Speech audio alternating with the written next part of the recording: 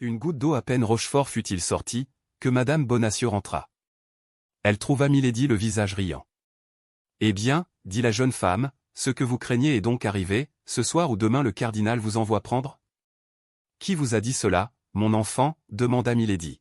« Je l'ai entendu de la bouche même du messager. »« Venez vous asseoir ici près de moi, » dit Milady.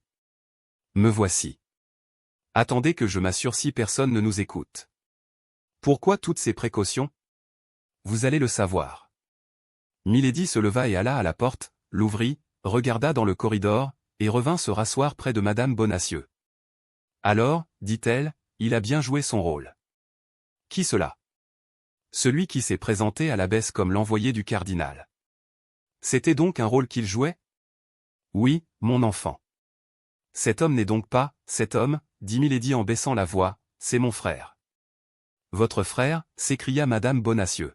« Eh bien, il n'y a que vous qui sachiez ce secret, mon enfant, si vous le confiez à qui que ce soit au monde, je serai perdu, et vous aussi peut-être. »« Oh ! Mon Dieu ! Écoutez, voici ce qui se passe, mon frère, qui venait à mon secours pour m'enlever ici de force, s'il le fallait, a rencontré l'émissaire du cardinal qui venait me chercher, il l'a suivi. Arrivé à un endroit du chemin solitaire et écarté, il a mis l'épée à la main en sommant le messager de lui remettre les papiers dont il était porteur, le messager a voulu se défendre, mon frère l'a tué. »« Oh » fit madame Bonacieux en frissonnant. « C'était le seul moyen, songez-y. Alors mon frère a résolu de substituer la ruse à la force, il a pris les papiers, il s'est présenté ici comme l'émissaire du cardinal lui-même, et dans une heure ou deux, une voiture doit venir me prendre de la part de son éminence. Je comprends, cette voiture, c'est votre frère qui vous l'envoie. Justement, mais ce n'est pas tout, cette lettre que vous avez reçue, et que vous croyez de madame Chevreuse, eh bien ? Elle est fausse. » »« Comment cela ? » ?»« Oui, fausse, c'est un piège pour que vous ne fassiez pas de résistance quand on viendra vous chercher. Mais c'est D'Artagnan qui viendra. Détrompez-vous, D'Artagnan et ses amis sont retenus au siège de La Rochelle. »« Comment savez-vous cela ? » ?»« Mon frère a rencontré des émissaires du cardinal en habit de mousquetaire. On vous aurait appelé à la porte, vous auriez cru avoir affaire à des amis, on vous enlevait et on vous ramenait à Paris. »« Oh ! Mon Dieu ! Ma tête se perd au milieu de ce chaos d'iniquité. Je sens que si cela durait, continua madame Bonacieux en portant ses mains à son front, je deviendrais folle. Attendez, quoi ? J'entends le pas d'un cheval, c'est celui de mon frère qui repart, je veux lui dire un dernier adieu, venez. » Milady ouvrit la fenêtre et fit signe à madame Bonacieux de l'y rejoindre. La jeune femme y alla. Rochefort passait au galop. « Adieu, frère » s'écria Milady. Le chevalier leva la tête, vit les deux jeunes femmes, et, tout courant, fit à Milady un signe amical de la main. « Ce bon Georges » dit-elle en refermant la fenêtre avec une expression de visage pleine d'affection et de mélancolie. Et elle revint s'asseoir à sa place, comme si elle eût été plongée dans des réflexions toutes personnelles. « Chère dame, dit madame Bonacieux, pardon de vous interrompre. Mais que me conseillez-vous de faire ? Mon Dieu ! Vous avez plus d'expérience que moi, parlez, je vous écoute. » D'abord, dit Milady, il se peut que je me trompe et que D'Artagnan et ses amis viennent véritablement à votre secours. « Oh ! C'eût été trop beau, s'écria madame Bonacieux, et tant de bonheur n'est pas fait pour moi. Alors, vous comprenez, ce serait tout simplement une question de temps, une espèce de course à qui arrivera le premier. Si ce sont vos amis qui l'emportent en rapidité, vous êtes sauvés, si ce sont les satellites du cardinal, vous êtes perdus. » « Oh ! Oui, oui, perdus sans miséricorde. » « Que faire donc ? Que faire ? Il y aurait un moyen bien simple, bien naturel, lequel, dites ? Ce serait d'attendre, caché dans les environs, et de s'assurer ainsi quels sont les hommes qui viendront vous demander. Mais où attendre ? Oh ! Ceci n'est point une question, moi-même je m'arrête et je me cache à quelques lieues d'ici en attendant que mon frère vienne me rejoindre, eh bien, je vous emmène avec moi, nous nous cachons et nous attendons ensemble. Mais on ne me laissera pas partir, je suis ici presque prisonnière. Comme on croit que je pars sur un ordre du cardinal, on ne vous croira pas très pressé de me suivre. Eh bien ?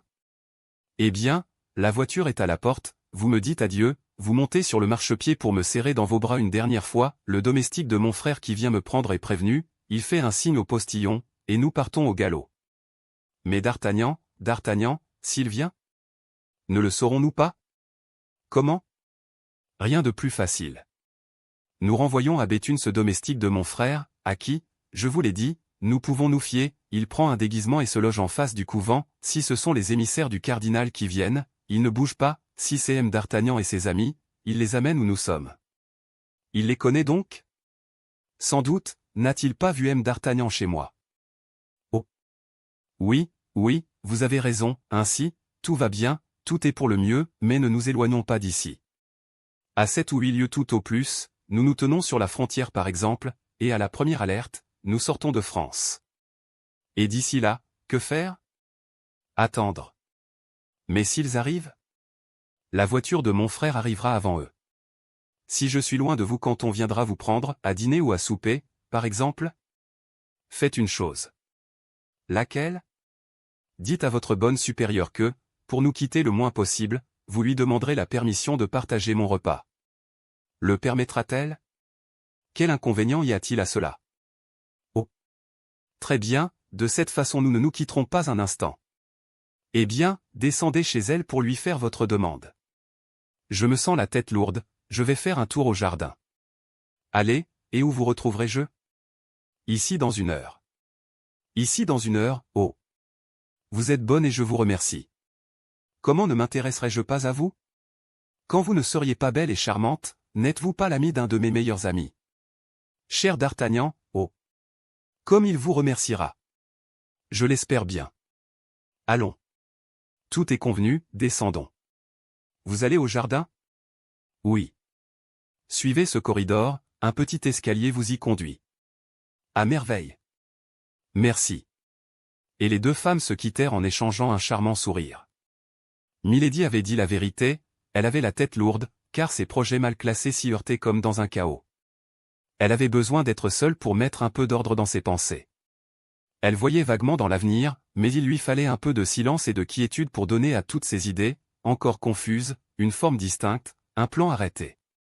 Ce qu'il y avait de plus pressé, c'était d'enlever Madame Bonacieux, de la mettre en lieu de sûreté, et là, le cas échéant, de s'en faire un otage. Milady commençait à redouter l'issue de ce duel terrible, où ses ennemis mettaient autant de persévérance qu'elle mettait, elle, d'acharnement. D'ailleurs elle sentait, comme on sent venir un orage, que cette issue était proche et ne pouvait manquer d'être terrible. Le principal pour elle, comme nous l'avons dit, était donc de tenir Madame Bonacieux entre ses mains. Madame Bonacieux, c'était la vie de d'Artagnan, c'était plus que sa vie, c'était celle de la femme qu'il aimait, c'était, en cas de mauvaise fortune, un moyen de traiter et d'obtenir sûrement de bonnes conditions.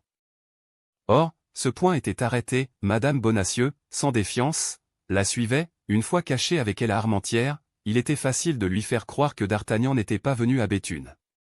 Dans 15 jours au plus, Rochefort serait de retour, pendant ces 15 jours, d'ailleurs, elle aviserait à ce qu'elle aurait à faire pour se venger des 4 amis. Elle ne s'ennuierait pas, Dieu merci, car elle aurait le plus doux passe-temps que les événements puissent accorder à une femme de son caractère, une bonne vengeance à perfectionner. Tout en rêvant, elle jetait les yeux autour d'elle et classait dans sa tête la topographie du jardin. Milady était comme un bon général, qui prévoit tout ensemble la victoire et la défaite, et qui est tout prêt, selon les chances de la bataille, à marcher en avant ou à battre en retraite. Au bout d'1 heure, elle entendit une douce voix qui l'appelait, c'était celle de Madame Bonacieux.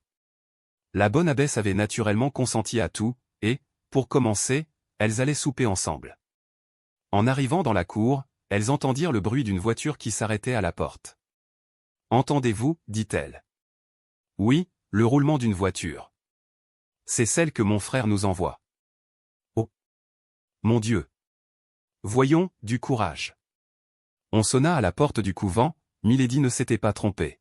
« Montez dans votre chambre, dit-elle à Madame Bonacieux, vous avez bien quelques bijoux que vous désirez emporter. »« J'ai ces lettres, dit-elle. »« Eh bien, allez les chercher et venez me rejoindre chez moi, nous souperons à la hâte, peut-être voyagerons-nous une partie de la nuit, il faut prendre des forces. »« Grand Dieu, dit Madame Bonacieux en mettant la main sur sa poitrine, le cœur m'étouffe, je ne puis marcher. »« Du courage, allons, du courage. Pensez que dans un quart d'heure vous êtes sauvés, et songez que ce que vous allez faire, c'est pour lui que vous le faites. » « Oh ! Oui, tout pour lui. Vous m'avez rendu mon courage par un seul mot, allez, je vous rejoins. » Milady monta vivement chez elle elle y trouva le laquais de Rochefort, et lui donna ses instructions. Il devait attendre à la porte, si par hasard les mousquetaires paraissaient, la voiture partait au galop, faisait le tour du couvent, et allait attendre Milady à un petit village qui était situé de l'autre côté du bois. Dans ce cas, Milady traversait le jardin et gagnait le village à pied, nous l'avons dit déjà, Milady connaissait à merveille cette partie de la France. Si les mousquetaires ne paraissaient pas, les choses allaient comme il était convenu, Madame Bonacieux montait dans la voiture sous prétexte de lui dire adieu et Milady enlevait Madame Bonacieux. Madame Bonacieux entra, et pour lui ôter tout soupçon si elle en avait, Milady répéta devant elle au laquais toute la dernière partie de ses instructions. Milady fit quelques questions sur la voiture, c'était une chaise attelée de 3 chevaux, conduite par un postillon, le laquais de Rochefort devait la précéder en courrier. C'était à tort que Milady craignait que Madame Bonacieux n'eût des soupçons, la pauvre jeune femme était trop pure pour soupçonner dans une autre femme une telle perfidie, d'ailleurs le nom de la comtesse de Winter, qu'elle avait entendu prononcer par l'abbesse, lui était parfaitement inconnu, et elle ignorait même qu'une femme eût eu une part si grande et si fatale au malheur de sa vie. Vous le voyez, dit Milady, lorsque le laquais fut sorti, tout est prêt. L'abbesse ne se doute de rien et croit qu'on me vient chercher de la part du cardinal. Cet homme va donner les derniers ordres, prenez la moindre chose, buvez un doigt de vin et partons. Oui, dit machinalement Madame Bonacieux, oui, partons. Milady lui fit signe de s'asseoir devant elle, lui versa un petit verre de vin d'Espagne et lui servit un blanc de poulet. Voyez, lui dit-elle, si tout ne nous seconde pas, voici la nuit qui vient, au point du jour nous serons arrivés dans notre retraite, et nul ne pourra se douter où nous sommes. Voyons, du courage, prenez quelque chose. Madame Bonacieux mangea machinalement quelques bouchées et trempa ses lèvres dans son verre. Allons donc, dit Milady portant le sien à ses lèvres, faites comme moi. Mais au moment où elle l'approchait de sa bouche, sa main resta suspendue, elle venait d'entendre sur la route comme le roulement lointain d'un galop qui allait s'approchant, puis, presque en même temps, il lui sembla entendre des hennissements de chevaux. Ce bruit la tira de sa joie comme un bruit d'orage réveille au milieu d'un beau rêve, elle pâlit et courut à la fenêtre, tandis que Madame Bonacieux, se levant toute tremblante, s'appuyait sur sa chaise pour ne point tomber. On ne voyait rien encore, seulement on entendait le galop qui allait toujours se rapprochant. Oh! Mon Dieu, dit Madame Bonacieux, qu'est-ce que ce bruit? Celui de nos amis ou de nos ennemis, dit Milady avec son sang-froid terrible, restez où vous êtes, je vais vous le dire. Madame Bonacieux demeura debout, muette, immobile et pâle comme une statue.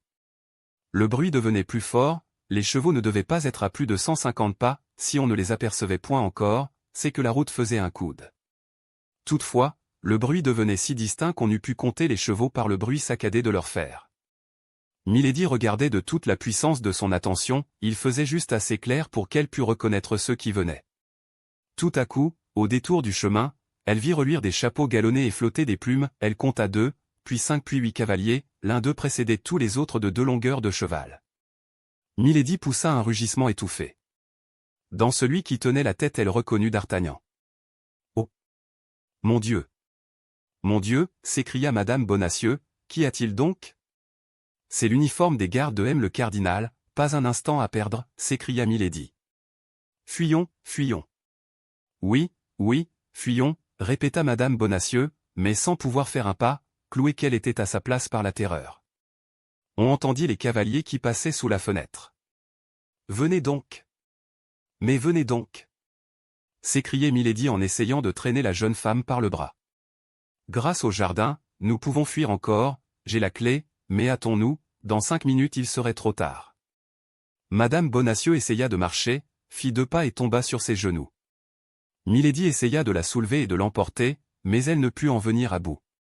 En ce moment on entendit le roulement de la voiture, qui à la vue des mousquetaires partait au galop. Puis, 3 ou 4 coups de feu retentirent. Une dernière fois, voulez-vous venir, s'écria Milady. Oh! Mon Dieu! Mon Dieu! Vous voyez bien que les forces me manquent, vous voyez bien que je ne puis marcher, fuyez seul. Fuir seul. Vous laisser ici. Non, non, jamais, s'écria Milady. Tout à coup, un éclair livide jaillit de ses yeux, d'un bond, éperdue, elle courut à la table, versa dans le verre de Madame Bonacieux le contenu d'un chaton de bague qu'elle ouvrit avec une promptitude singulière. C'était un grain rougeâtre qui se fondit aussitôt. Puis, prenant le verre d'une main ferme, « Buvez, dit-elle, ce vin vous donnera des forces, buvez. » Et elle approcha le verre des lèvres de la jeune femme qui but machinalement. « Ah! Ce n'est pas ainsi que je voulais me venger, dit Milady en reposant avec un sourire infernal le verre sur la table, mais, ma foi. On fait ce qu'on peut. Et elle s'élança hors de l'appartement. Madame Bonacieux la regarda fuir, sans pouvoir la suivre, elle était comme ces gens qui rêvent qu'on les poursuit et qui essaient vainement de marcher. Quelques minutes se passèrent, un bruit affreux retentissait à la porte, à chaque instant Madame Bonacieux s'attendait à voir reparaître Milady, qui ne reparaissait pas. Plusieurs fois, de terreur sans doute, la sueur monta froide à son front brûlant. Enfin elle entendit le grincement des grilles qu'on ouvrait, le bruit des bottes et des éperons retentit par les escaliers, il se faisait un grand murmure de voix qui allaient se rapprochant, et au milieu desquels il lui semblait entendre prononcer son nom. Tout à coup elle jeta un grand cri de joie et s'élança vers la porte, elle avait reconnu la voix de D'Artagnan. « D'Artagnan! D'Artagnan !» s'écria-t-elle, « est-ce vous ?»« Par ici, par ici. »« Constance. »« Constance, » répondit le jeune homme, « où êtes-vous ?»« Mon Dieu !» Au même moment, la porte de la cellule céda au choc plutôt qu'elle ne s'ouvrit, plusieurs hommes se précipitèrent dans la chambre, Madame Bonacieux était tombée dans un fauteuil sans pouvoir faire un mouvement. D'Artagnan jeta un pistolet encore fumant qu'il tenait à la main, et tomba à genoux devant sa maîtresse. Athos repassa le sien à sa ceinture, Porthos et Aramis, qui tenaient leurs épées nues, les remirent au fourreau. « Oh ! D'Artagnan ! Mon bien-aimé D'Artagnan ! Tu viens donc enfin, tu ne m'avais pas trompé, c'est bien toi. » « Oui, oui, Constance. » Réunis. « Oh ! Elle avait beau dire que tu ne viendrais pas, j'espérais sourdement, je n'ai pas voulu fuir, oh ! Comme j'ai bien fait, comme je suis heureuse. » À ce mot, elle, Athos, qui s'était assis tranquillement, se leva tout à coup. « Elle, qui, elle ?» demanda D'Artagnan. « Mais ma compagne, celle qui, par amitié pour moi, voulait me soustraire à mes persécuteurs, celle qui, vous prenant pour des gardes du cardinal, vient de s'enfuir. »« Votre compagne ?» s'écria D'Artagnan, devenant plus pâle que le voile blanc de sa maîtresse, « de quelle compagne voulez-vous donc parler ?»« De celle dont la voiture était à la porte, d'une femme qui se dit votre amie, D'Artagnan, d'une femme à qui vous avez tout raconté. »« Son nom, s'écria D'Artagnan, « mon Dieu. Ne savez-vous donc pas son nom ?»« Si fait, on l'a prononcé devant moi, attendez, mais c'est étrange, oh. Mon Dieu. Ma tête se trouble, je n'y vois plus. À moi, mes amis, à moi. Ses mains sont glacées, s'écria D'Artagnan, elle se trouve mal, grand Dieu. Elle perd connaissance. » Tandis que Porthos appelait au secours de toute la puissance de sa voix, Aramis courut à la table pour prendre un verre d'eau, mais il s'arrêta en voyant l'horrible altération du visage d'Athos, qui, debout devant la table, les cheveux hérissés, les yeux glacés de stupeur, regardait l'un des verres et semblait en proie au doute le plus horrible. « Oh, disait Athos, oh. Non, c'est impossible. Dieu ne permettrait pas un pareil crime. »« De l'eau, criait D'Artagnan, de l'eau. »« Pauvre femme, murmurait Athos d'une voix brisée. Madame Bonacieux rouvrit les yeux sous les baisers de D'Artagnan. « Elle revient à elle, » s'écria le jeune homme. « Oh. Mon Dieu, mon Dieu. Je te remercie. »« Madame, dit Athos, madame, au nom du ciel. »« À qui ce verre vide ?»« À moi, monsieur, répondit la jeune femme d'une voix mourante. »« Mais qui vous a versé ce vin qui était dans ce verre ?»« Elle. »« Mais, qui donc, elle, a ?»« Je me souviens, dit Madame Bonacieux, la comtesse de Winter. » Les quatre amis poussèrent un seul et même cri, mais celui d'Athos domina tous les autres. En ce moment, le visage de Madame Bonacieux devint livide, une douleur sourde la terrassa, elle tomba haletante dans les bras de Porthos et d'Aramis. D'Artagnan saisit les mains d'Athos avec une angoisse difficile à décrire. « Et quoi, dit-il, tu crois ?» Sa voix s'éteignit dans un sanglot. « Je crois tout, dit Athos en se mordant les lèvres jusqu'au sang.